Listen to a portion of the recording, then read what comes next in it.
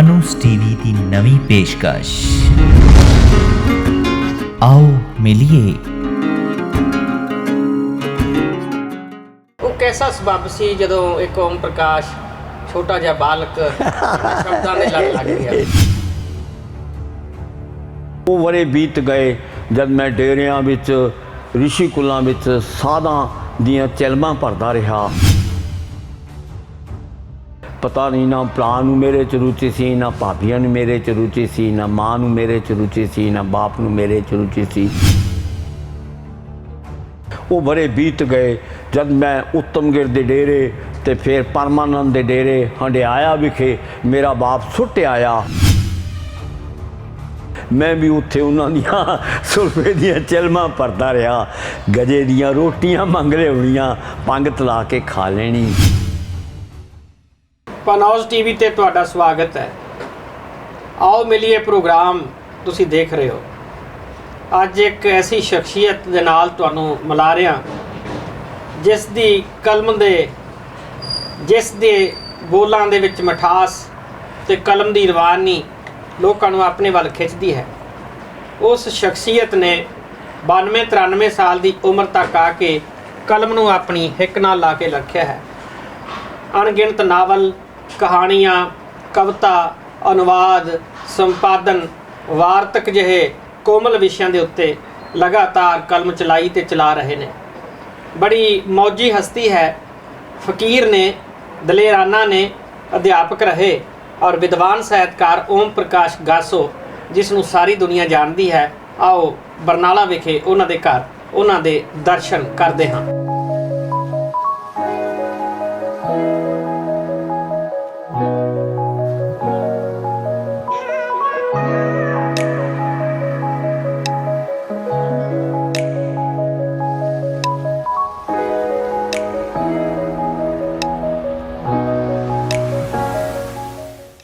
ਗਾਸੋ ਸਾਹਿਬ ਤੁਹਾਡਾ ਸਵਾਗਤ ਹੈ। ਵਧੀਆ ਹੈ। ਕੀ ਬਾਤ ਹੈ।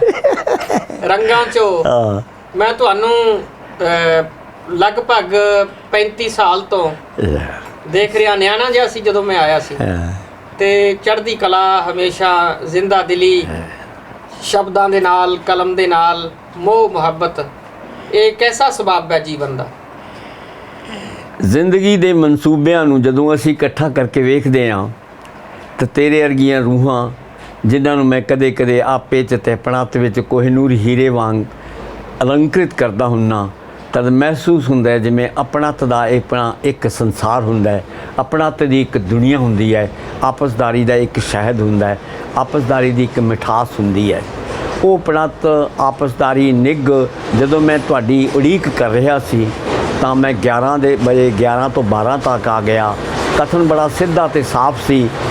ਪਹਿਲਾਂ ਪਿੰਡ ਦਾ ਬੱਗ ਚੜ੍ਹਦਾ, ਪਿੱਛੋਂ ਚੜ੍ਹਦੀ ਘੋੜੀ, ਤੇਰੇ ਮਾਪਿਆਂ ਨੇ ਸਿਖਰ ਦੁਪਹਿਰੇ ਤੋਰੀ। ਜਦੋਂ ਮੈਂ 12 ਵੱਜ ਗਏ ਅਤੇ ਮੈਂ ਕੋ ਗਿਆਨ ਮੈਨੂੰ ਯਾਦ ਕਰ ਰਿਹਾ ਸੀ ਵੀ ਸਿਖਰ ਦੁਪਹਿਰਾ ਹੋ ਗਿਆ ਅਤੇ ਉਹ ਲੋਕਤਾਂਤਰਿਕ, ਉਹ ਲੋਕ ਗੀਤ ਮੇਰੇ ਬੁੱਲ੍ਹਾਂ 'ਤੇ ਆ ਰਿਹਾ ਸੀ। ਅਤੇ ਉਹਨਾਂ ਲੋਕ ਗੀਤਾਂ ਦੀ ਜਿਹੜੀ ਸਮੁੱਚੀ ਧਾਰਨਾ ਹੈ ਉਹ ਜ਼ਿੰਦਗੀ ਨੂੰ ਨਾ ਇੰਝ ਹੈ ਜਿਵੇਂ ਜ਼ਿੰਦਗੀ ਨੂੰ ਸੁਖਾਲਾ, ਸੌਖਾ, ਸਾਰਥਿਕ, ਸਵਾਦਲਾ, ਸਪਸ਼ਟ ਅਤੇ ਸਹਿਜ ਬਣਾਉਂਦੀ ਹੁੰਦੀ ਹੈ।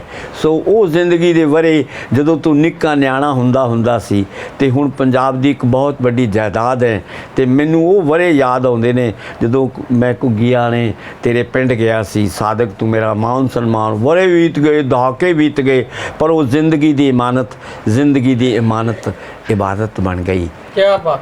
ਅਤੇ ਇਬਾਦਤ ਜਿਹੜਾ ਹੈ, ਤੁਸੀਂ ਆਏ ਹੋ, ਇਹ ਮੁੰਡੇ ਮੇਰੇ ਕੋਲ ਆਏ ਨੇ, ਇਹ ਜਾਣਕਾਰੀ ਹੋ ਰਹੀ ਹੈ, ਇਹ ਸਾਰੇ ਦੇ ਸਾਰੇ ਪਲ ਇਬਾਦਤ ਵਾਲੇ ਪਲ ਹੁੰਦੇ ਨੇ। ਸ਼ਬਦਾਂ ਨੂੰ ਐਸਾ ਜਾਮਾ ਪਹਿਨਾਉਂਦੇ ਹੋ ਔਰ ਸਾਕਾਰ ਕਰ ਦਿੰਦੇ ਹੋ ਔਰ ਬੀਤੇ ਸਮੇਂ ਨੂੰ ਯਾਦ ਰੱਖਦੇ ਹੋ, ਅਤੀਤ, ਵਰਤਮਾਨ, ਭਵਿੱਖ, ਇਹਨਾਂ ਤਿੰਨਾਂ ਬਾਰੇ ਸੋਚਦੇ ਹੋ। ਉਹ ਕੈਸਾ ਸਬਬ ਸੀ ਜਦੋਂ ਇੱਕ ਓਮ ਪ੍ਰਕਾਸ਼ ਛੋਟਾ ਜਿਹਾ ਬਾਲਕ ਸ਼ਬਦਾਂ ਦੇ ਲੜ ਲੱਗ ਗਿਆ? ਵਿਉਂਤਬੰਦੀ ਦੇ ਤਹਿਤ ਦੇ ਦੇਖਿਆ ਜਾਵੇ ਤਾਂ ਹੁਣ ਮੈਂ 90ਵੇਂ ਬਰੇ ਦਾ ਇਹ ਅੱਜ 21 9 ਅਪ੍ਰੈਲ ਨੂੰ ਮੈਂ 1933 ਨੂੰ ਇਸ ਧਰਤੀ ਤੇ ਆਇਆ ਸਾਂ। ਧਰਤੀ ਕਦ ਇੱਥੋਂ ਲਿਜਾਂਦੀ ਹੈ, ਇਸ ਮਿੱਟੀ 'ਚੋਂ ਮੈਂ ਕਦ ਪੈਦਾ ਹੁੰਨਾ, ਇਸ ਮਿੱਟੀ 'ਚ ਕਦ ਮਿਲਦਾ, ਉਹ ਤਾਂ ਕੁਦਰਤ ਜਾਣਦੀ ਹੈ। ਪਰ 9 ਅਪ੍ਰੈਲ 1933 ਨੂੰ ਲਿਖਤੀ ਤੌਰ ਤੇ ਮੈਂ ਇਸ ਧਰਤੀ ਤੇ ਆਇਆ ਸਾਂ। ਉਹ ਵਰੇ ਬੀਤ ਗਏ ਜਦ ਮੈਂ ਡੇਰਿਆਂ ਵਿੱਚ, ਰਿਸ਼ੀ ਕੁਲਾਂ ਵਿੱਚ ਸਾਧਾਂ ਦੀਆਂ ਚਿਲਮਾਂ ਭਰਦਾ ਰਿਹਾ ਤੇ ਮੇਰੇ ਮਾਪੇ ਜਿਹੜੇ ਸੀ ਬ੍ਰਾਹਮਣ ਸਨ। ਮੈਂ ਆਪਣੇ ਘਰ ਵਿੱਚ ਅਣਗੌਲਿਆ, ਅਣਚਾਹਿਆ ਤੇ ਅਣਠਿੱਠ ਕੀਤਾ ਬੱਚਾ ਸਾਂ। ਪਤਾ ਨਹੀਂ ਨਾ ਭਰਾ ਨੂੰ ਮੇਰੇ 'ਚ ਰੁਚੀ ਸੀ, ਨਾ ਭਾਬੀਆਂ ਨੂੰ ਮੇਰੇ 'ਚ ਰੁਚੀ ਸੀ, ਨਾ ਮਾਂ ਨੂੰ ਮੇਰੇ 'ਚ ਰੁਚੀ ਸੀ, ਨਾ ਬਾਪ ਨੂੰ ਮੇਰੇ 'ਚ ਰੁਚੀ ਸੀ। ਉਦਾਸ ਓਮ ਪ੍ਰਕਾਸ਼ ਗਾਸੋ ਘਰੋਂ ਨਿਕਲਦਾ ਅਤੇ ਬਾਹਰਲੇ ਵਿਹੜੇ ਵਿੱਚ ਜਿੱਥੇ ਤਰਬੈਣੀਆਂ ਦੇ ਹੇਠ ਆ ਬੈਠਦਾ, ਪਿੱਪਲ, ਬਰੋਟਾ ਤੇ ਨਿੰਮ, ਉਹ ਤਰਬੈਣੀਆਂ ਮੇਰੇ ਦੋਸਤ ਸਨ, ਉਹਨਾਂ ਦੇ ਹੇਠਾਂ ਕੁਗਿਆਨ ਵੀ ਮੈਂ ਬੈਠਾ ਰਹਿੰਦਾ। ਸ਼ੇਰ ਬੈਠਾ ਬੈਠਣ ਦਾ ਆਥਣ ਹੋ ਜਾਂਦਾ, ਹਨੇਰਾ ਆਉਂਦਾ, ਤਰਬੈਣੀਆਂ ਆਖਦੀਆਂ ਜਾ ਪ੍ਰਗਾਸ, ਆਪਣੇ ਘਰ ਜਾ, ਪ੍ਰਕਾਸ਼ ਤੋਂ ਪ੍ਰਗਾਸ ਬਣਿਆ। ਉਹ ਬੜੇ ਬੀਤ ਗਏ ਜਦ ਮੈਂ ਉੱਤਮਗਿਰ ਦੇ ਡੇਰੇ ਤੇ ਫਿਰ ਪਰਮਾਨੰਦ ਦੇ ਡੇਰੇ ਹੰਡਿਆਇਆ ਵਿਖੇ ਮੇਰਾ ਬਾਪ ਸੁੱਟਿਆ ਆਇਆ। ਬਾਹਮਣਾਂ ਦੇ ਮੁੰਡਿਆਂ ਨੂੰ ਪਾਦਾ ਬਣਨ ਲਈ ਸਿੱਟਿਆ ਜਾਂਦਾ ਸੀ, ਮੈਂ ਵੀ ਉੱਥੇ ਸੁੱਟਿਆ ਰਿਹਾ। ਮੈਂ ਵੀ ਉੱਥੇ ਉਹਨਾਂ ਦੀਆਂ ਸੁਲਫੇ ਦੀਆਂ ਚਿਲਮਾਂ ਭਰਦਾ ਰਿਹਾ, ਗਜੇ ਦੀਆਂ ਰੋਟੀਆਂ ਮੰਗ ਲਿਆਉਣੀਆਂ, ਪੰਗਤ ਲਾ ਕੇ ਖਾ ਲੈਣੀ। ਇਹ ਦਿਨ ਬੀਤ ਗਏ। ਇਹ 1944 ਤੇ 45 ਦੀਆਂ ਗੱਲਾਂ ਨੇ। ਓਮ ਪ੍ਰਕਾਸ਼ ਗਾਸੋ ਇੱਕ ਸਫ਼ਰ ਦਾ ਨਾਂ ਹੈ, ਇੱਕ ਜ਼ਿੰਦਗੀ ਦਾ ਨਾਂ ਹੈ, ਇੱਕ ਜੀਵਨ ਦਾ ਨਾਂ ਹੈ। ਓਮ ਪ੍ਰਕਾਸ਼ ਗਾਸੋ ਇੱਕ ਸਫ਼ਰ ਦਾ ਨਾਂ ਹੈ, ਇੱਕ ਜ਼ਿੰਦਗੀ ਦਾ ਨਾਂ ਹੈ, ਇੱਕ ਨਿਰੰਤਰ ਜੀਵਨ ਸ਼ੈਲੀ ਦਾ ਨਾਂ ਹੈ। ਗਾਸੋ ਜਿਵੇਂ ਦੱਸਿਆ, ਗਾਸ ਤੋਂ ਓਮ ਪ੍ਰਕਾਸ਼ ਗਾਸੋ ਪੜ੍ਹਾਇਆ ਵੀ ਬਹੁਤ ਹੈ, ਬਹੁਤ ਚੇਲੇ ਇਹਨਾਂ ਦੇ ਪੜ੍ਹ ਕੇ ਵੱਡੇ ਵੱਡੇ ਅਹੁਦਿਆਂ ਤੇ ਪਹੁੰਚੇ। ਔਰ ਬੁਝ ਰਹੀ ਬੱਤੀ ਦਾ ਚਾਨਣ, ਜਿਹਦੇ ਵਿੱਚ ਬੁਲਾਰਾ ਸਾਧ ਗੁਰਪ੍ਰੀਤ ਘੁੱਗੀ ਦੂਰਦਰਸ਼ਨ ਜਲੰਧਰ ਤੇ ਦਰਸ਼ਕਾਂ ਦੇ ਰੂਬਰੂ ਹੁੰਦਾ ਹੈ। ਕਮਾਲ ਦਾ ਉਹ ਨਾਟਕ ਬਣਿਆ ਲੜੀਵਾਰ। ਔਰ ਗਾਸੋ ਸਾਹਿਬ ਇਹ ਬੁਝ ਰਹੀ ਬੱਤੀ ਦਾ ਚਾਨਣ ਜਦੋਂ ਲਿਖਿਆ ਤੁਸੀਂ, ਤੇ ਇਹ ਬੁਲਾਰਾ ਸਾਹਿਬ ਚਿਤਵਿਆ। ਮੈਂ ਬੜੇ ਸਾਲ ਪਹਿਲਾਂ ਉਹਨੂੰ ਇੱਕੋ ਡੀਕ ਲਾ ਕੇ ਪੜ੍ਹਿਆ। ਇਹ ਗੱਡੀਆਂ ਵਾਲਿਆਂ ਦਾ ਸੱਭਿਆਚਾਰ, ਇਹ ਕਿਸ ਤਰ੍ਹਾਂ ਦਾ ਪਲਾਟ ਕਿਵੇਂ ਆਇਆ ਇਹ ਨਾਵਲ ਦਾ? ਵਿਉਂਤਬੰਦੀਆਂ ਬੜੀਆਂ ਸੌਖੀਆਂ ਨੇ, ਵਿਉਂਤਬੰਦੀਆਂ ਵਿਧਾਇਕ ਹੁੰਦੀਆਂ ਨੇ, ਤੇ ਮੇਰੇ ਅੰਦਰ ਪਤਾ ਨਹੀਂ ਕੁਦਰਤ ਨੇ ਵਿਧਾਇਕ ਤੱਤ ਕਿਵੇਂ ਪੈਦਾ ਕਰ ਦਿੱਤਾ। ਬੜੀਆਂ ਪੁਰਾਣੀਆਂ ਗੱਲਾਂ ਨੇ, ਉਖੜੀਆਂ ਹੋਈਆਂ ਗੱਲਾਂ ਨੇ, ਉਲਝੀਆਂ ਹੋਈਆਂ ਗੱਲਾਂ ਨੇ, ਜ਼ਹਿਰੀਲੀਆਂ ਗੱਲਾਂ ਨੇ। ਇਹ ਸ਼ਬਦ ਨਹੀਂ ਹਨ, ਇਹ ਮੇਰੀ ਜ਼ਿੰਦਗੀ ਦੀ ਭਾਵਨਾ ਹਨ, ਇਹ ਮੇਰੀ ਜ਼ਿੰਦਗੀ ਦੀਆਂ ਪੁਲਾਂਘਾਂ ਹਨ। ਜਿਵੇਂ ਤੂੰ ਆਖਿਆ ਗਿਆਨ ਵੀ ਗਾਸੋ ਤਾਂ ਇੱਕ ਸਫ਼ਰ ਹੈ, ਇਹ ਸਫ਼ਰ ਨਹੀਂ, ਮੇਰੇ ਤੀਆਂ ਪੁਲਾਂਘਾਂ ਨੇ, ਉਹ ਪਗਡੰਡੀਆਂ ਨੇ, ਉਹ ਪਹੇ ਨੇ, ਉਹ ਸੁੰਨੀਆਂ ਰੋਈਆਂ ਨੇ ਜਿਨ੍ਹਾਂ 'ਤੇ ਮੈਂ ਤੁਰਦਾ ਰਿਹਾ। ਮੈਨੂੰ ਚੇਤੇ ਨੇ 1945 ਦੇ ਵਿੱਚ ਮੈਂ ਇੱਕ ਟਰੰਕ ਦੇ ਹੇਠਾਂ ਉਹ ਹੰਡਿਆਏ ਵਾਲੇ ਸਾਧਾਂ ਦੇ ਡੇਰਿਆਂ ਦੇ ਹੇਠਾਂ ਦੇਖਿਆ 3 ਡਬਲੀ ਪੈਸੇ ਪਏ ਸੀ। ਮੈਂ ਇੱਕ ਡੱਕੇ ਨਾਲ 1 ਪੈਸਾ ਕੱਢ ਲੈਂਦਾ ਤੇ ਹੰਡਿਆਏ ਜੱਕੇ ਜਿਹੜੇ ਸੀ, ਕੱਚੇ ਰੋਣਾ ਦੀ ਪੱਕੀ ਸੜਕ ਹੁੰਦੀ, 2 ਜੱਕੇ ਚੱਲਦੇ ਹੁੰਦੇ। ਮੈਂ 1 ਪੈਸੇ ਦੀਆਂ ਮਿੱਠੀਆਂ ਪਕੌੜੀਆਂ ਲੈ ਲੈਂਦਾ ਤੇ 3 ਦਿਨ ਮੈਂ 3 ਪੈਸੇ ਕੱਢਦਾ ਰਿਹਾ। ਔਰ ਕਿੰਨਾ ਹੋਇਆ ਆਖਰ ਅੱਜ 5 ਰੁਪਏ ਦੀਆਂ ਉਹ 1 ਪੈਸੇ ਦੀਆਂ ਡਬਲੀ ਪੈਸੇ ਦੀਆਂ ਪਕੌੜੀਆਂ ਨਹੀਂ ਆਉਂਦੀਆਂ। ਹੋਇਆ ਇਹ ਕੁਗਿਆਨਵੀ ਪੁੱਤਰਾ, ਰਾਜੇ ਬੇਟੇ ਮੇਰੇ ਬਹੁਤ ਆਗਿਆਕਾਰੀ ਪੁੱਤਰਾ, ਹੋਇਆ ਇਹ ਕਿ ਜਿਸ ਦਿਨ ਉਸ ਬੰਦੇ ਨੂੰ ਪਤਾ ਲੱਗਿਆ ਵੀ 3 ਪੈਸੇ ਚੱਕ ਲਏ। ਡੇਰਿਆਂ ਵਿੱਚ ਇੱਕ ਪੁਜਾਰੀ ਹੁੰਦਾ, ਇੱਕ ਕੁਠਾਰੀ ਹੁੰਦਾ। ਮੈਂ ਪੁਜਾਰੀ ਸਾਂ ਤੇ ਮੈਂ ਮੰਦਰ ਦੀਆਂ ਪੌੜੀਆਂ ਚੜ੍ਹ ਰਿਹਾ ਤੇ ਮੰਦਰ ਦੀਆਂ ਪੌੜੀਆਂ ਚੜ੍ਹਦਿਆਂ ਮੈਂ ਵੇਖਿਆ ਉਹ ਬੱਚਾ ਜਿਹਦੇ ਮੈਂ ਪੈਸੇ ਚੱਕੇ ਸੀ ਉਹ ਬਿਲਕੁਲ ਵਿਹੜੇ 'ਚ ਬੈਠਾ ਰੋ ਰਿਹਾ ਹੈ ਤੇ ਮੈਂ ਮੰਦਰ ਦੀ 3ਜੀ ਪੌੜੀ 'ਤੇ ਚੜ੍ਹ ਰਿਹਾ ਤੇ ਮੈਨੂੰ ਮੇਰੀਆਂ ਉਹ ਮਿੱਠੀਆਂ ਪਕੌੜੀਆਂ ਜ਼ਹਿਰ ਲੱਗ ਰਹੀਆਂ ਨੇ। ਤੇ ਮੈਂ ਜਦੋਂ ਮੰਦਰ 'ਤੇ ਗਿਆ, ਟੱਲ ਖੜਕਾਇਆ, ਸ਼ਿਵਲਿੰਗ 'ਤੇ ਹੱਥ ਧਰ ਕੇ ਕਿਹਾ, ਸਹੁੰ ਖਾਧੀ ਵੀ ਅੱਜ ਤੋਂ ਬਾਅਦ ਮੈਂ ਚੋਰੀ ਨਾ ਕਰਾਂ। ਉਹ ਪਲ ਮੇਰੀ ਜ਼ਿੰਦਗੀ ਦੀ ਬਹੁਤ ਵੱਡੀ ਦੌਲਤ ਨੇ, ਉਹ ਪਲ ਮੇਰੀ ਜ਼ਿੰਦਗੀ ਦਾ ਬਹੁਤ ਵੱਡਾ ਖਜ਼ਾਨਾ ਨੇ। ਉੱਥੋਂ ਪਤਾ ਨਹੀਂ ਕਿੰਨੀਆਂ ਤਾਂਬੇ ਦਾ ਰੰਗ, ਦਰਕਨਾਰ, ਬਹੁਤ ਸਾਰੇ ਨਾਵਲ ਪੈਦਾ ਹੋਏ। ਤੇ ਬੁਝ ਰਹੀ ਬੱਤੀ ਦਾ ਚਾਨਣ ਸੰਪਰਦਾਇਕਤਾ ਦੇ ਉਲਟ ਹੈ, ਉਹ ਕੌਮੀ ਚਰਿੱਤਰ ਨੂੰ, ਮਾਨਵਵਾਦੀ ਗੱਲਾਂ ਨੂੰ ਕਰਦਾ ਹੈ। ਤੋ ਆ ਮੁਰਾਰਜੀ ਜਿਹੜੇ ਮੋਦੀ ਸਾਹਿਬ ਨੇ ਸ਼੍ਰੀ ਗੁਰੂ ਤੇਗ ਬਹਾਦਰ ਸਾਹਿਬ ਜੀ ਨੂੰ ਕਹਿੰਦੇ ਦੇਸ਼, ਉਹ ਤਾਂ ਮਾਨਵਵਾਦੀ ਸਨ। ਦੇਸ਼ ਤਾਂ ਦੇਸ਼ ਤਾਂ ਛੋਟੀ ਜਿਹੀ ਇਕਾਈ ਹੈ। ਉਹ ਗੁਰੂ ਸ਼ੇਖ ਤੇਗ ਬਹਾਦਰ ਸਾਹਿਬ, ਗੁਰੂ ਪਰੰਪਰਾ ਜਿਹੜੀ ਹੈ ਉਹ ਦੁੱਖ ਦੀ ਗੱਲ ਹੈ।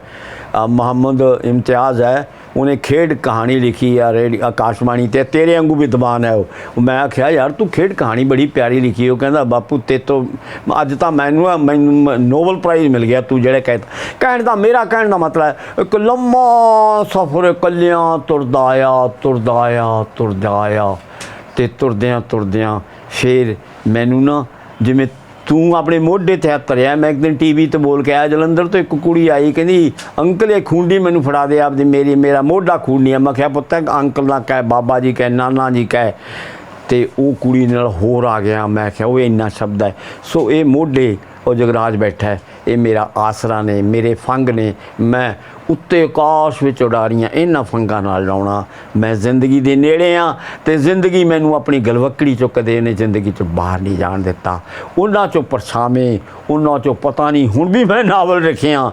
ਹੁਣ ਮੈਂ ਜਿਹੜਾ ਹੈ ਇਨਾਇਤ ਦਰ ਅਨਾਇਤ ਹੈ ਮੇਰਾ 40ਵਾਂ ਨਾਵਲ ਹੈ, 81ਵੀਂ 82ਵੀਂ ਕਿਤਾਬ ਹੈ। ਉਸ ਵਿੱਚ ਇੱਕ ਸਵਾਣੀ ਹੈ, ਇੱਕ ਕੁੜੀ ਹੈ, 6 ਕੁੜੀਆਂ ਨੇ ਇੱਕ ਘਰ ਵਿੱਚ। ਉਹ ਕੁੜੀ ਜੋ ਕੁਛ ਆਖਦੀ ਹੈ ਨਾ, एक बहुत वड्डी चेतना है, बहुत वड्डी सिद्धता है, बहुत वड्डी संवेदना है, बहुत बड़ा ज्ञान है, बहुत बड़ा वेद है। सो गासो ते साहित जी साहित ते गासो ਇਹਦਾ ਅੰਤਰ ਕੀ ਹੈ, ਵਖਰੇਵਾਂ ਕੀ ਹੈ? ਇਹ ਬੇहद ਪਿਆਰਾ ਦਾਰਸ਼ਨਿਕ ਪ੍ਰਸ਼ਨ ਹੈ। ਮੈਂ ਗਾਸੋ ਤੇ ਸਾਹਿਤ ਤੇ ਜ਼ਿੰਦਗੀ ਤੇ ਸਮੱਸਿਆਵਾਂ, ਸੰਘਰਸ਼ ਤੇ ਸਮਰੱਥਾ, ਇਹ ਕੱਲਾ ਨਾ ਛੱਡੋ ਇਹਨੂੰ। ਸਾਹਿਤ ਕੱਲਾ ਸਾਹਿਤ ਨਹੀਂ ਹੈ। ਮੈਂ ਅੱਜ ਕੱਲ੍ਹ ਜੋ ਕੁਛ ਮਹਿਸੂਸ ਕਰ ਗਿਆ ਕੁਗਿਆਨਵੀ ਸਾਹਿਬ, ਉਹ ਬੜਾ ਔਖਾ ਹੈ। ਸਾਂਸਕ੍ਰਿਤਿਕ ਜਿਹੜੀ ਸਾਂਸਕ੍ਰਿਤਿਕ ਅਧੋਗਤੀ ਤੇ ਗਾਸੋ ਤਾਂ ਘੰਟਿਆਂ ਬੱਧੀ ਬੋਲ ਸਕਦਾ ਹੈ। ਸਾਂਸਕ੍ਰਿਤਿਕ ਅਧੋਗਤੀ ਅਤੇ ਸਾਹਿਤ ਜਿਹੜਾ ਹੈ ਨਾ, ਮੁੰਡਾ ਮਾਇਆ ਦੀ ਜਮਾਤ ਹੁੰਦੀ, ਫਕਰ ਦੇ ਜਵਾਕ ਹੁੰਦੇ, ਇਹ ਹੱਥ ਨਾਲ ਸੀਂਢ ਪੂੰਝਦੇ ਹੁੰਦੇ। ਇਹ ਫਿਰ ਕੈਨੇਡਾ 'ਚ ਅਮਰੀਕਾ 'ਚ ਗਾ ਕੇ ਆਇਆ। ਗੁਰਸ਼ਰਨ ਭਾਜੀ ਨੇ ਮੌਤ ਦਰ ਮੌਤ ਦਾ ਨਾਟਕ ਖੇਲਿਆ। ਕੁਲਵੰਤ ਬੀਬਾ ਜਿਹੜੀ ਸੀ ਉਹ ਰਾਤ ਨੂੰ 2 ਵਜੇ ਦੇ ਘਰ ਆਈ ਤਾਂ ਉਹਦਾ ਦਰਵਾਜ਼ਾ ਖੜਕਿਆ। ਕਾਲੀ ਕੰਬਲੀ ਵਾਲਾ ਬੰਦਾ ਉਹਦੇ ਸਾਹਮਣੇ ਖੜਾ ਹੈ। ਉਹ ਡਰ ਗਈ, ਡਰੀ ਵੀ। ਕੁਗਿਆਨਵੀ ਸਾਹਿਬ ਕੀ ਹੋਇਆ? ਉਹ ਕਹਿੰਦਾ ਤੂੰ ਮੈਨੂੰ ਅੰਦਰ ਆਉਣ ਲਈ ਨਹੀਂ ਕਹਿੰਦੀ, ਅੰਦਰ ਆਉਣ ਤਾਂ ਆ ਗਿਆ ਤੂੰ। ਉਹਨੇ ਕਾਲੀ ਕੰਬਲੀ 'ਚੋਂ AK-47 ਉਹਦੇ ਪੈਰਾਂ 'ਚ ਧਰਤੀ, ਜਿਵੇਂ ਮੈਂ ਸਹੁੰ ਖਾਧੀ ਸੀ ਚੋਰੀ ਨਾ ਕਰਨ ਦੀ। ਉਹ ਕਹਿੰਦਾ ਮੈਂ ਸ਼ੁਰੂ ਗੁਰੂ ਗ੍ਰੰਥ ਸਾਹਿਬ ਦੀ ਸਹੁੰ ਖਾਧੀ ਹੈ। ਮੌਤ ਦਰ ਮੌਤ ਨੂੰ ਦੇਖ ਕੇ ਅਸੀਂ AK-47 3 ਥਾਵਾਂ ਤੋਂ ਚਲਾਉਣੀ ਸੀ, ਪਰ ਇੰਨੇ ਪ੍ਰਭਾਵਿਤ ਹੋਏ ਵੀ ਅਸੀਂ ਬੰਦੂਕ ਨਹੀਂ ਚਲਾਈ। ਇਹ AK-47 ਉਹ ਕਹਿੰਦੀ ਫਿਰ ਮੈਂ ਕੀ ਕਰਾਂ? ਕਹਿੰਦੀ ਮੈਂ ਤਾਂ ਇਹਨੂੰ ਸਹੁੰ ਗੁਰੂ ਗ੍ਰੰਥ ਸਾਹਿਬ ਦੀ ਖਾ ਲਈ, ਇਹਨੂੰ ਸਤਲੁਜ ਦੇ ਪਾਣੀ ਸੱਟਿਆ। ਇਹ ਬੜੀਆਂ ਲੰਮੀਆਂ ਕਹਾਣੀਆਂ ਨੇ ਆਈਆਂ। ਕੁਗਿਆਨਵੀ ਮੇਰੇ ਲਈ ਇੱਕ ਕਹਾਣੀ ਹੈ। ਕੁਗਿਆਨਵੀ ਮੇਰੇ ਲਈ ਇੱਕ ਬੁੱਲੇ ਸ਼ਾਹ ਹੈ। ਹੋ ਬੈਠਾ ਹੋਵੇ ਵਾਰਿਸ ਆਇਆ, ਆ ਮੁੰਡੇ ਆਏ। ਅਤਿਥੀ ਉਹ ਹੁੰਦਾ ਹੈ, ਆ ਮੈਨੇ ਨਾ ਤਿਥੀ, ਮੈਨੇ ਤਿਥੀ ਤੋਂ ਬਿਨਾਂ ਇਹ ਮੇਰੇ ਅਤਿਥੀ ਨੇ। ਤੂੰ ਤਾਂ ਆਖਿਆ ਸੀ ਆ ਜਾਊਂਗਾ, ਪਰ ਪਤਾ ਨਹੀਂ ਸੀ ਇਹ ਗੱਭਰੂ ਪੁੱਤ ਵੀ ਮੇਰੇ ਆਉਣਗੇ, ਪੋਤੇ ਵੀ ਆਉਣਗੇ। ਮੇਰੇ ਤਾਂ ਪੁੱਤ ਜਿਹੜੇ ਨੇ, ਪੋਤੇ ਬਹੁਤ ਮਿਲੇ। ਤੁਰਦਾ ਰਹਿਣਾ ਬਾਬਾ ਬੋਲਦਾ ਹੈ। ਬਾਬਾ ਬੋਲਦਾ। ਸ਼ਬਦ ਝਰ ਪੈਂਦੇ ਨੇ, ਸ਼ਬਦਾਂ ਦੀ ਆਰਾਧਨਾ, ਸ਼ਬਦਾਂ ਦੀ ਸੇਵਾ ਤੇ ਘਾਲ ਕਮਾਈ। ਮੈਂ ਪੜ੍ਹਿਆ ਸੀ ਤੁਹਾਡੀ ਸਵੈ ਜੀਵਨੀ 'ਚ ਕਿ ਨਦੀ ਦਾ ਨਾਦ ਉਹਦਾ ਹੈ, ਨਦੀ ਦਾ ਨਾਦ 'ਚ ਕਿ ਛੋਟੇ ਹੁੰਦਿਆਂ ਗਾਸੋ ਸਾਹਿਬ ਕੰਧ ਦੇ ਨਾਲ ਸ਼ੀਸ਼ਾ ਗੱਡ ਕੇ ਪ੍ਰੈਕਟਿਸ ਕਰਿਆ ਕਰਦੇ ਸੀ ਭਾਸ਼ਣ ਦੇ। ਹਾਂ, ਅਣਖੀ ਮੇਰੇ ਨਾਲ ਹੁੰਦਾ ਸੀ, ਰਾਮ ਸਰੂਪ ਅਣਖੀ ਤੁਹਾਡੇ ਨਾਲ ਹੁੰਦੇ। ਇਹ ਕੈਸੇ ਸਬਬ ਸੀ? ਦੇਖ ਬਈ ਪੁੱਤਰਾ, ਗੱਲ ਅਸਲ ਵਿੱਚ ਹੈ, ਜੇ ਇਹ ਗੱਲਾਂ ਸਾਰੀਆਂ ਨੂੰ ਨਾ ਜਿਵੇਂ ਧਰਤੋਂ ਕੀ ਪਰਤਾਂ ਹੁੰਦੀਆਂ ਧਰਤਾਂ, ਜੇ ਸਾਗਰ ਨੂੰ ਐ ਕਿਛੋ ਸਾਗਰ ਦੇ ਕੰਢੇ, ਮੈਂ ਤਾਂ ਹਿੰਦ ਮਹਾਸਾਗਰ ਦੇ ਕੰਢੇ ਖੜ੍ਹਾ ਅਤੇ ਮੈਂ ਤਾਂ ਅਰਬ ਸਾਗਰ ਨੂੰ ਵੀ ਵੇਖਿਆ, ਖਾੜੀ ਬੰਗਾਲ ਦੇ ਕੰਢੇ ਉਹਨਾਂ ਲਹਿਰਾਂ ਨਾਲ। ਜੇ ਸਾਗਰ ਨੂੰ ਪੁੱਛੋ ਵੀ ਇਹ ਲਹਿਰਾਂ ਕਿੱਥੋਂ ਆ ਗਈਆਂ, ਉਹ ਜਵਾਕੜਾ ਬੈਠਾ ਹੈ, ਮੈਂ ਵੇਖਦਾ, ਤੂੰ ਮੇਰੇ ਮੂਹਰੇ ਬੈਠਾ ਹੈ, ਆਹ ਮੁੰਡੇ ਮੇਰੇ ਮੂਹਰੇ ਬੈਠੇ ਹੈ। ਜਿਹੜੇ ਲੇਖਕ ਹੁੰਦੇ ਨੇ, ਸਾਵੇਂ ਪੱਧਰੀ ਜ਼ਿੰਦਗੀ ਨਾਲ ਜਿਨ੍ਹਾਂ ਦਾ ਆੜੀ ਹੁੰਦੀ ਹੈ, ਮਿੱਤਰਤਾ ਹੁੰਦੀ ਹੈ, ਉਹਨਾਂ ਦੇ ਅੰਦਰ ਵਿਸ਼ੇਸ਼ ਕਿਸਮ ਦੀਆਂ ਸਾਗਰ ਵਰਗੀਆਂ ਲਹਿਰਾਂ ਉਤਪੰਨ ਹੁੰਦੀਆਂ ਰਹਿੰਦੀਆਂ। ਮੈਂ ਹੁਣ ਵੇਖਦਾ ਜਿੱਥੇ ਤੁਸੀਂ ਬੈਠੇ ਹੋ, ਇੱਥੇ ਭਗਵੰਤ ਮਾਨ, ਇੱਥੇ ਜਿੱਥੇ ਮੈਂ ਬੈਠਾ ਇੱਥੇ ਬੈਠਦਾ ਹੁੰਦਾ MP, ਉਹਨੂੰ ਮੈਂ ਲੰਮਾ ਖੱਤ ਲਿਖਿਆ 140-45 ਪੰਨਿਆਂ ਦਾ, ਪੰਜਾਬੀਅਤ ਲਈ, ਪੰਜਾਬੀ ਭਾਸ਼ਾ ਲਈ, ਪੰਜਾਬ ਸਮਾਜ ਲਈ, ਇਹਦੀ ਅਧੋਗਤੀ ਲਈ, ਇਹਦੀ ਗਿਰਾਵਟ ਲਈ, ਇਹਦੀ ਕਿਰਿਆਹੀਨਤਾ ਲਈ। ਇਹ ਰਚਨਾਤਮਕਤਾ ਗੁਆਚ ਰਿਹਾ ਹੈ, ਇੱਥੋਂ ਸਿਰਜਨਾਤਮਕਤਾ ਖਤਮ ਹੋ ਰਹੀ ਹੈ, ਇਹ ਸ਼ਬਦ ਨਹੀਂ ਆ ਰਹੇ। ਮੈਂ ਬਹੁਤ ਪੜ੍ਹਦਾ ਰਹਿਣਾ, ਬਹੁਤ। ਰਾਹੁਲ ਸਾਂਕਰਤਾਇ ਨੂੰ ਕੌਣ ਜਾਣਦਾ ਹੈ, ਰਜਿੰਦਰ ਪ੍ਰਸਾਦ ਨੂੰ ਕੌਣ ਜਾਣਦਾ ਹੈ। ਮੈਂ ਤਾਂ ਰਾਮਧਾਰੀ ਸਿੰਘ ਦਿਨਕਰ 1954 ਵਿੱਚ ਮੈਂ ਮੈਡਰਾਸ ਸੀ। ਮੈਡਰਾਸ ਦਾ ਨਾਂ ਤਾਂ ਅੱਜ ਕੱਲ੍ਹ ਚੇਨਈ ਹੋ ਗਿਆ। ਮੈਡਰਾਸ ਦਾ ਨਾਮ ਮੈਡ ਪਾਗਲ ਰਸਕਲ ਚੋਰ ਕਨੇਜਾ ਨੇ ਉਹਦਾ ਨਾਂ, ਸ਼ਹਿਰ ਦਾ ਨਾਮ ਮੈਡਰਾਸ ਰੱਖਤਾ। ਕਿਸੇ ਤੁਹਾਡੇ ਵਰਗੇ ਬੰਦੇ ਨੇ ਉਹਦਾ ਨਾਂ ਹੁਣ ਚੇਨਈ ਰੱਖਿਆ ਹੈ। ਤੇ ਮੈਂ ਉਹ ਰਾਮਧਾਰੀ ਸਿੰਘ ਦਿਨਕਰ, ਅਰੇ ਪੰਜਾਬੀ ਤੂੰ ਕੌਣ ਹੈ, ਕਵਿਤਾ ਪਰ ਕਿਆ ਬੋਲਤਾ ਹੈ। ਰਾਮਧਾਰੀ ਸਿੰਘ ਦਿਨਕਰ ਨਹਿਰੂ ਦਾ ਮਿੱਤਰ ਸੀ। ਮੈਂ ਤੈਨੂੰ ਦੁਰਕ ਗਿਆਨ ਵੀ ਨਹਿਰੂ ਤੇ ਦਿਨਕਰ ਦੀ ਇੱਕ ਗੱਲ ਸੁਣਾਉਣਾ ਜਿਹੜੀ ਮੈਂ ਓਸ਼ੋ ਦੀ ਕਿਤਾਬ 'ਚ ਪੜ੍ਹੀ, ਮੈਨੂੰ ਬੜੀ ਚੰਗੀ ਲੱਗੀ। ਇੱਕ ਵਾਰੀ ਓਸ਼ੋ ਨੇ ਜਦੋਂ ਮੈਂ ਪੜ੍ਹਿਆ ਤਾਂ ਉਹ ਨਹਿਰੂ ਦਿਨਕਰ ਦਾ ਦੋਸਤ ਸੀ, ਉਹਨੂੰ ਕਹਿੰਦਾ ਵੀ ਇੱਕ ਸਮਾਗਮ ਉੱਥੇ ਆਪਾਂ ਚੱਲਣਾ ਹੈ। ਉਹ ਕਹਿੰਦਾ ਚੱਲਾਂਗੇ। ਤੇ ਉਹ ਅਸਥਾਈ ਪੌੜੀਆਂ ਬਣੀਆਂ ਹੋਈਆਂ ਸੀ, ਨਹਿਰੂ ਮੂਹਰੇ ਸੀ ਤੇ ਦਿਨਕਰ ਪਿੱਛੇ ਸੀ। ਦਿਨਕਰ ਆਪਾਂ ਜਿੰਨੇ ਵੀ ਬੰਦੇ ਆ ਮੁੰਡੇ ਗੱਭਰੂ ਨੇ ਇਦੋਂ ਵੀ ਵੱਡਾ ਸੀ ਤੇ ਮੋਟਾ ਡਾਢਾ ਸੀ ਬਿਹਾਰ ਦਾ। ਪਹਿਲੀ ਪੌੜੀ ਤੋਂ ਜਦੋਂ ਛਿੜਕ ਗਿਆ, ਸਥਾਈ ਪੌੜੀਆਂ ਸੀ ਔਰ ਦਿਨਕਰ ਨੇ ਨੂੰ ਜੱਫਾ ਪਾ ਲਿਆ ਤੇ ਜਿਹੜੇ ਸ਼ਬਦ ਕਹੇ ਨਾ ਉਹ ਮੈਂ ਆਪਣੇ ਸਾਰੇ ਸਰੋਤਿਆਂ ਨੂੰ, ਦਰਸ਼ਕਾਂ ਨੂੰ ਦੱਸਣਾ ਚਾਹਣਾ। ਔਰ ਰਾਮਧਾਰੀ ਸਿੰਘ ਦਿਨਕਰ ਦਾ ਕਥਨ ਸੀ, ਜਦੋਂ ਕਹਿੰਦਾ ਸਿਆਸਤ ਦੇ ਕਾਰਨ ਕੋਈ ਦੇਖ ਦੁਨੀਆ ਡਿੱਗਦੀ ਹੈ ਤਾਂ ਸਾਹਿਤ ਨੂੰ ਸਾਂਭਦਾ। ਵਾਹ। ਤਾਂ ਕਹਿਣ ਦਾ ਅਰਥ ਮੇਰਾ ਬਣਦਾ ਹੈ ਵੀ ਤੂੰ ਸਾਹਿਤਕਾਰ ਹੈ, ਉਹ ਸਾਹਿਤਕਾਰ ਹੈ, ਮੁੰਡਿਆਂ ਬਾਰੇ ਵੀ ਸਾਹਿਤਕਾਰ ਹੈ, ਮੈਂ ਵੀ ਸਾਹਿਤ 'ਚ ਕੁਛ ਲਿਖਦਾ। ਸੋ ਸਾਹਿਤ ਤਾਂ ਜ਼ਿੰਦਗੀ ਨੂੰ ਸੰਭਾਲਦਾ ਹੈ। ਸਿਆਸਤ ਤਾਂ ਕਦੇ ਨਾ ਕਦੇ ਸਵਾਰਥੀ ਹੁੰਦੀ ਹੈ। ਸਿਆਸਤ ਤਾਂ ਕਦੇ ਨਾ ਕਦੇ ਆਪਣੇ ਮੰਤਵ ਦੀ ਪੂਰਤੀ ਲਈ ਕਣੀਆਂ ਜ਼ਹਿਰੀਲਾ ਵਾਤਾਵਰਣ ਵੀ ਪੈਦਾ ਕਰਦੀ ਰਹਿੰਦੀ ਹੈ। ਸਾਹਿਤ ਤਾਂ ਸੰਭਾਲਦਾ ਹੈ। ਦੇਸ਼ ਵੰਡਿਆ ਗਿਆ, ਹਾਂ 1947 ਪਿਆ। ਹਾਂ। ਗਾਸੋ ਕਿੰਨੀ ਉਮਰ ਦਾ ਸੀ? ਮੈਂ ਉਦੋਂ 13 ਵਰ੍ਹਿਆਂ ਸੀ ਤੇ ਮੈਂ ਆਪਣੇ ਅੱਖਾਂ 'ਚ ਰਸ਼ੀਦ ਨੂੰ ਮਰਦਿਆਂ ਵੇਖਿਆ ਤੇ 12 ਵਜੇ ਸਨ। ਮੈਂ ਸਕੂਲ ਵਿੱਚ ਸਾਂ ਸੰਨ 47 ਤੋਂ ਪਹਿਲਾਂ। ਓਹੋ ਫਾਰਸੀ ਪੜ੍ਹਾਉਣ ਵਾਲੇ 2 ਬੰਦੇ ਮਸਜਿਦ ਵਿੱਚ ਨਮਾਜ਼ ਪੜ੍ਹਨ ਗਏ ਨੇ। ਫਿਰ ਮੈਂ ਉਹਦਾ ਨਾਂ ਨਹੀਂ ਲੈਂਦਾ ਬੰਦੇ ਦਾ। ਉਹਨਾਂ ਦੀਆਂ ਰੇਸ਼ਮ ਵਰਗੀਆਂ ਕੁੜੀਆਂ ਨੂੰ ਕੌਣ ਲੈ ਕੇ ਆਇਆ ਸੀ ਮੇਰੇ ਅਖਬਾਰ ਦਾ, ਮੈਨੂੰ ਪਤਾ ਹੈ। ਬਾਹੋਂ ਫੜ ਕੇ ਖਿੱਚ ਕੇ ਲਿਆਇਆ ਸੀ। ਮਹਾਤਮਾ ਗਾਂਧੀ ਜੀ ਮਹਾਨ ਸਨ। ਉਹਨਾਂ ਦੀ ਅਹਿੰਸਾਵਾਦ ਨੂੰ ਮੈਂ ਜਦ ਸੰਨ 47 'ਚ ਦੇਖਿਆ, ਉਹ ਸ਼ਬਦ ਕਿਵੇਂ ਕਹਾਂ, ਕਿੱਥੇ ਕਹਾਂ, ਕਿਵੇਂ ਕਹਾਂ, ਦੱਸ ਨਹੀਂ ਸਕਦਾ। ਮੇਰੇ ਪਿਆਰੇ ਪੁੱਤਰ, ਇਹ ਗੱਲਾਂ ਮੇਰੇ ਮਨ 'ਚੋਂ ਕਿਵੇਂ ਜਾਣ। ਮੈਂ ਦੇਸ਼ ਨੂੰ ਮਹਾਤਮਾ ਗਾਂਧੀ ਜੀ ਦੀ ਆਵਾਜ਼ 'ਤੇ ਕਰੋੜਾਂ ਬੰਦੇ ਇਕੱਠੇ ਹੋ ਜਾਂਦੇ। ਵਿਭਾਜਨ ਕਿਉਂ ਹੋਣ ਦਿੱਤਾ?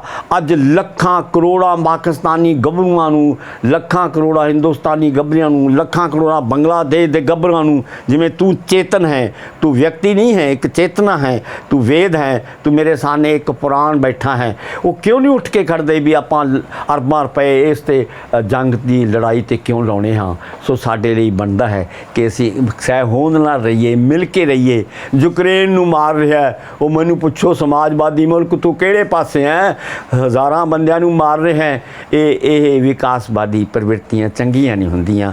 ਸਹਾਇਤਾ ਕਰ ਜਿੱਥੇ ਤੁਸੀਂ ਬੈਠੇ ਹੋ।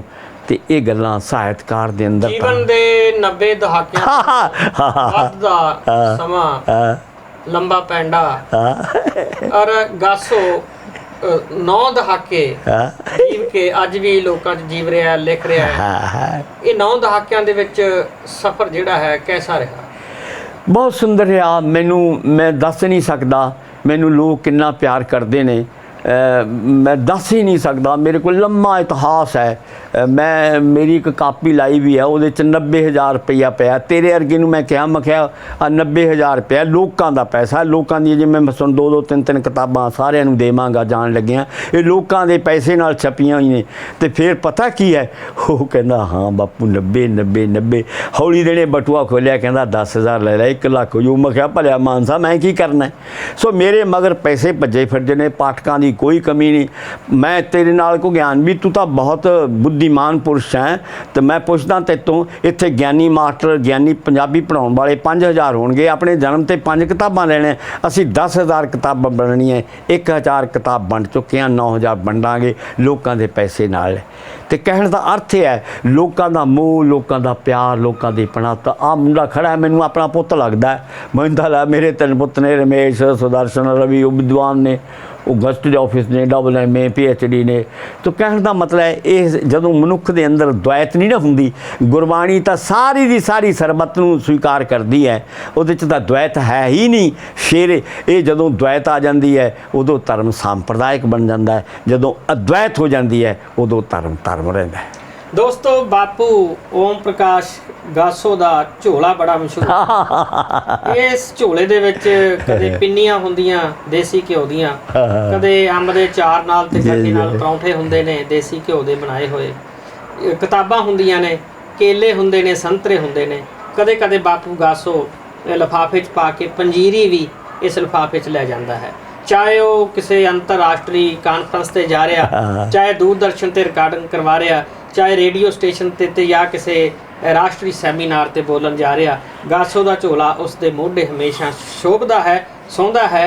ਤੇ ਪੰਜਾਬੀ ਦਰਸ਼ਕ, ਪੰਜਾਬੀ ਸਰੋਤੇ, ਪੰਜਾਬੀ ਪਾਠਕ ਗਾਸੋ ਦੇ ਝੋਲੇ ਨੂੰ ਬੜੀ ਗੌਰ ਨਾਲ ਤੇ ਮੋਹ ਨਾਲ ਤੱਕਦੇ ਨੇ।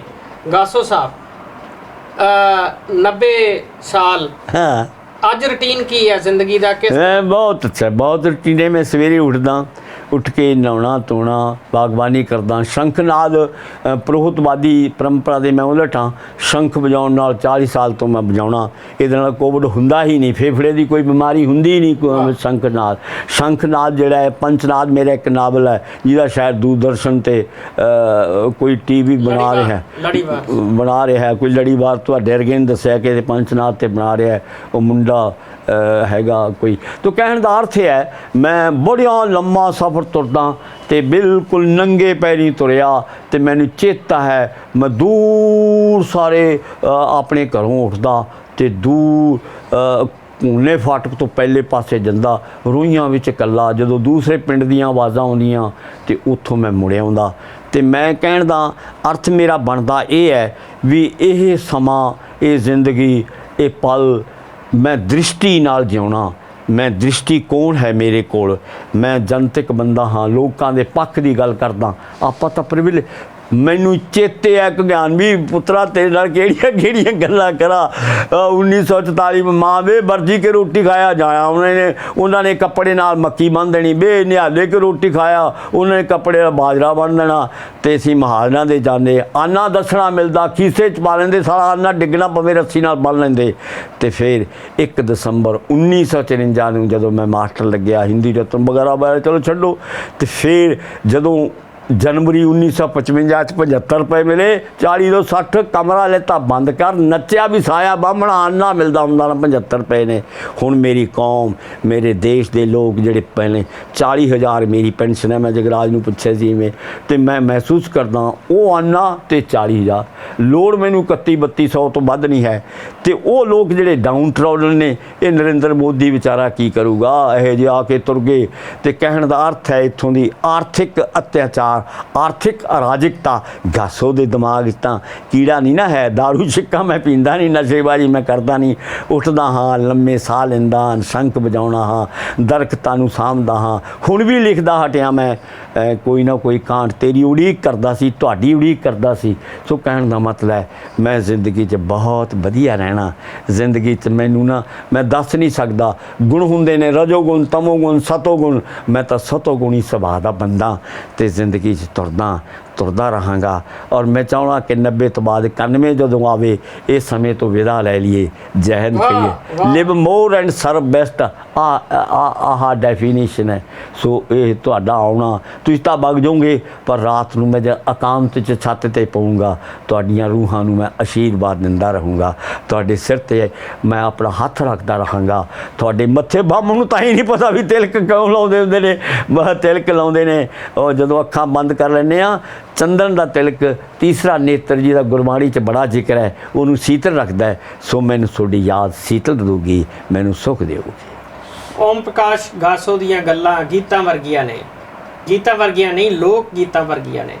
ਓਮ ਪ੍ਰਕਾਸ਼ ਗਾਸੋ ਜਦੋਂ ਬੋਲਦੇ ਹੋਣ ਤੇ ਉਹਨਾਂ ਨੂੰ ਸਵਾਲ ਕਰਨਾ ਜਾਂ ਟੋਕਣਾ ਜਾਂ ਰੋਕਣਾ, ਇਹ ਮੈਂ ਸਮਝਦਾ ਹਾਂ ਕਿ ਪੰਜਾਬੀ ਵਾਰਤਾਲਾਪ ਦਾ ਇੱਕ ਨਿਯਮਾਂ ਦੀ ਉਲੰਘਣਾ ਹੋਏਗੀ।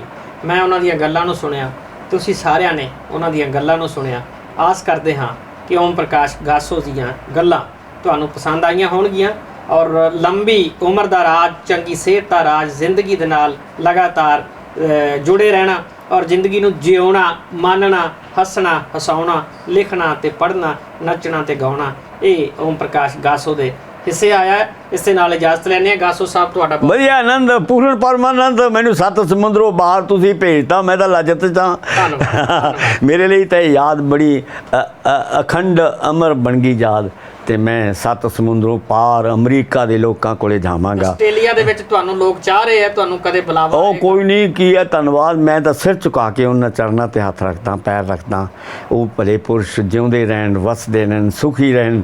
ਮੈਨੂੰ ਆਹ ਅਮਰਿੰਦਰ ਸਿੰਘ ਜਿਹੜਾ ਹੈ, ਇਹਨੇ 550 ਤੇ ਉੱਥੇ ਪਤਾ ਨਹੀਂ ਕਿੱਥੇ ਦਿੱਤਾ ਨਾਮ ਜਾ। ਉਹ ਮੈਂ ਕਿਹਾ ਬਾਹਮਣ ਕੋਲੇ ਤਾਂ ਜਜਮਾਨ ਦੇ ਆਸ਼ੀਰਵਾਦ ਦਿੰਦਾ, ਸੋ ਮੇਰਾ ਆਸ਼ੀਰਵਾਦ ਤੁਹਾਡੇ ਸਿਰ ਤੇ ਹੈ, ਜਿਉਂਦੇ ਰਹੋ, ਵਸਦੇ ਰਹੋ। ਸ਼ੁਕਰੀਆ, ਸਤਿ ਸ੍ਰੀ ਅਕਾਲ ਜੀ।